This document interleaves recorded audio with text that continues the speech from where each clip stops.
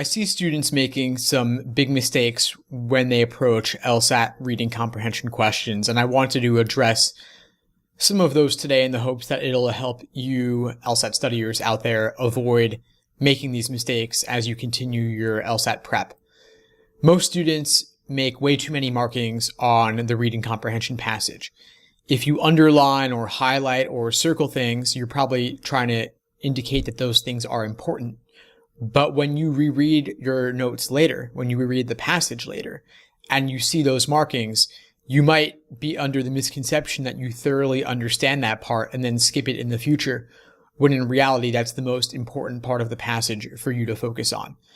There's also the issue that you can't unsee markings on the page. So if you've already made a marking and later reread the passage with a different intention from a different perspective, you won't be able to unsee your markings and you'll be distracted by them.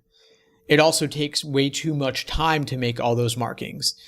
If you spend any longer than 3 minutes on your initial read of the passage, you're giving yourself significantly less than 1 minute per question. And so you don't want to overinvest yourself in your initial read of the passage. Another big mistake I see students making with LSAT reading comprehension is they're approaching the questions in the order given, not in the order that makes sense.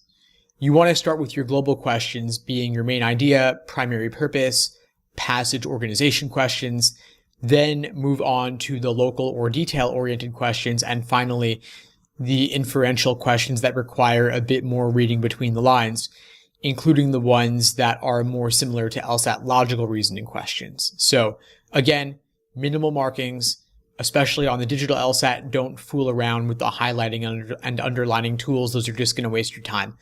And then secondly, the order in which you approach the questions. Don't do the order given. Do the order that makes sense, attacking and grabbing your lowest hanging fruit first.